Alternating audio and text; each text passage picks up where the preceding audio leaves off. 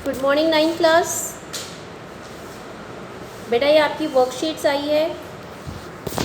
पहली वर्कशीट है, आपको एक रजिस्टर बनाना है इसके लिए, ठीक है। और उस रजिस्टर में आपने कुछ पेज छोड़ देंगे, आप दो पेज छोड़ दीजिए। उसके बाद आप पहला चैप्टर लिखेंगे आपका सामाजिक का, जिसमें हमारा टॉपिक है मानचित्र। हमने मानचित्र के बारे में पढ़ना है। मानचित्र क्या होता है? आपने मैप देखा है ना, भारत का मैप, अमेरिका का मैप, यूरोप का मैप, वर्ल्ड का मैप भी आपने देखा है। तो ये एक क्या होता है, ये पृथ्वी की सतह को हम एक चपटी सतह पर दिखाते हैं। जो पृथ्वी का एक कोई भाग होता है या पूरे वर्ल्ड को हम क्या करते हैं, एक चपटी सतह पर दिखाते हैं, ठीक है। आपको पता है पृथ्वी का आकार तो गोल है, संतरे के समान है। तो हमारा मानचित्र तो गोल नहीं होता। अगर आप उसको खोलेंगे तो एक चपटी सतह पर जो हम पैमाना खींचते हैं उसे हम मानचित्र कहते हैं, ठीक है। अगर आपसे क्वेश्चन आता है मानचित्र किसे कहते हैं, तो मानचित्र पृथ्वी की सतह या इसके एक भाग का पैमाने के माध्यम से चपटी सतह पर खींचा गया चित्र है, ठीक है। लेकिन क्योंकि एक गोलाकार सतह को पूरी तरह से चपटा करना असंभव है, इसलिए ग्लोब का भी इस्तेमाल किया जाता है। आपको पता है कि हम किसी गोल चीज़ को अगर आप चपटा करना चाहेंगे तो वो पूरी अच्छी तरह से चपटा नहीं होगी। इसलिए हमने पृथ्वी का एक मॉडल भी तैयार किया जिसे हम क्या कहते हैं, ग्लोब। तो अभी हमने दो चीज़ें पढ़ी, एक मानचित्र किसे कहते हैं और एक ग्लोब किसे कहते हैं। अब हमें मानचित्र के बारे में पढ़ना है। तो मानचित्र जो है, आपको देखा है आपने, आप पूरी तरह से परिचित हैं। आपने भारत का मैप, वर्ल्ड का मैप और कई देशों का मैप देखा है। अब ये जो मानचित्र होते हैं ये 3 प्रकार के होते हैं। सबसे पहला है भौतिक मानचित्र। भौतिक मानचित्र क्या होता है? ऐसा मानचित्र जिसमें आप नदियाँ, पर्वत, मैदान, महासागर आदि दिखाते हैं। इस प्रकार के मानचित्र को भौतिक मानचित्र कहते हैं। अगला है राजनीतिक मानचित्र। ऐसे मानचित्र जिसमें आप विभिन्न देश, राज्य, उनकी सीमाएं दिखाते हैं, उसे राजनीतिक मानचित्र कहते हैं।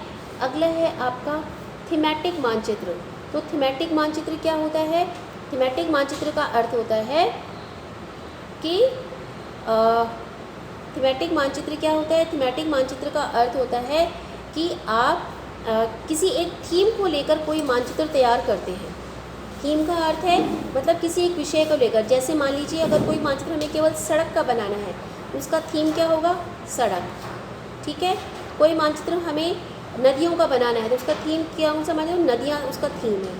कोई मानचित्र हमें केवल जनसंख्या का बनाना है, ठीक है। तो जो किसी एक प्रॉपर विषय को लेकर बनाया जाता है, किसी एक चीज़ थीम को लेकर बनाया जाता है, उसे हम क्या कहते हैं? उसे हम थीमेटिक मानचित्र कहते हैं, ठीक है।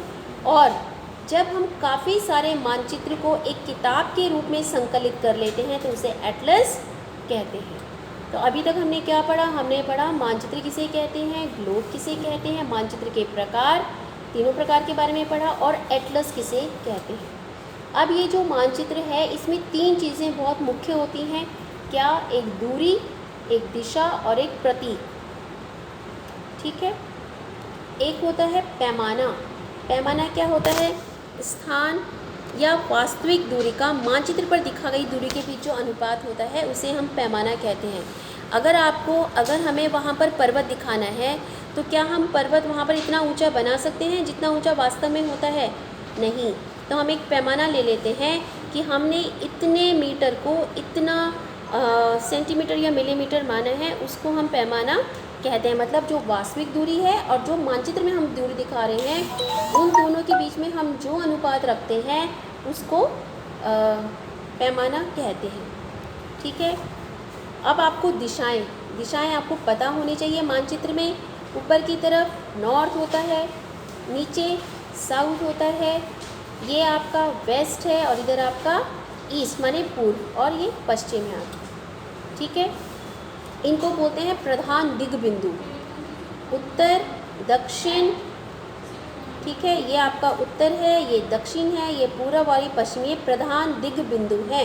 क्वेश्चन आ जाएगा प्रधान दिग्बिंदु कौन कौन से हैं? तो ये प्रधान दिग्बिंदु पूर्व, पश्चिम, उत्तर, दक्षिण, और इसी तरीके से आपको लाइन जैसे मैंने बनाई है ऐसे ही बना के शो करना है।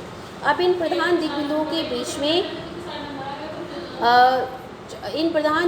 बीच में चार दिशाएं और हैं। जैसे देखो, उत्तर और पूर्व के बीच में उत्तर पूर्व, ठीक है, और पश्चिम और दक्षिण के बीच में दक्षिण पश्चिम, फिर ये और उत्तर और पश्चिम के बीच में उत्तर पश्चिम, दक्षिण और पूर्व के बीच में दक्षिण पूर्व, ठीक है। ये 8 दिशाएं आपकी टोटल हो जाती हैं। उसके बाद मानचित्र का तीसरा घटक होता है प्रतीक या आकृति बिंदु। जैसे मान लीजिए हम मानचित्र पर जो पानी है या महासागर है वो नीले रंग से दिखाते हैं, तो ये प्रतीक है। नीला रंग किसका प्रतीक हो गया? नीला रंग प्रतीक हो गया पानी का। भूरा रंग प्रतीक हो गया पर्वतों का। पीला रंग प्रतीक हो गया पठारी भाग का। हरा रंग प्रतीक हो गया मैदानी भाग का, ठीक है। तो ये सारी चीज़ें आपको लिखनी है। आपको वर्कशीट कैसे करनी है? वर्कशीट में सबसे पहले आपको लिखना है उपविषय मानचित्र, फिर आपको लिखना है मानचित्र की परिभाषा, मानचित्र लिखकर उसकी परिभाषा, फिर मानचित्र के प्रकार, ये तीनों प्रकार आपको लिखने हैं। फिर लिखना है आपको अगला पॉइंट में मानचित्र के 3 घटक, दूरी, दिशा और प्रतीक। फिर आपको अगला लिखना है पैमाना किसे कहते हैं, ये पैमाना की डेफिनेशन ये लिखनी है। फिर आपको लिखना है प्रधान दिग्बिंदु किसे कहते हैं, जो मैंने आपको बताया वो प्रधान दिग्बिंदु लिखने हैं आपको। और फिर बीच की 4 दिशाएं वो भी आपको लिखनी है। उसके बाद मानचित्र का जो घटक है, तीसरा घटक प्रतीक, उससे आप क्या समझते हैं, तो सारे प्रतीक लिखने हैं आपको। जैसे नीला रंग पानी के लिए, भूरा रंग पर्वत, ये सब आपको लिखना है, ठीक है। अब देखिए आपसे क्या प्रश्न, अगर आप इतना कर लेंगे तो सारे प्रश्न अपने आप क्लियर हो जाएंगे। पहला है किसी स्थान की वर्षा का वितरण दिखाने के लिए कौन सा मानचित्र हम प्रयोग करेंगे। तो आपको पता है अगर हम कोई एक विशेष थीम को लेकर मानचित्र बनाते हैं तो उसे थीमेटिक कहते हैं। तो ये थीमेटिक मानचित्र होगा।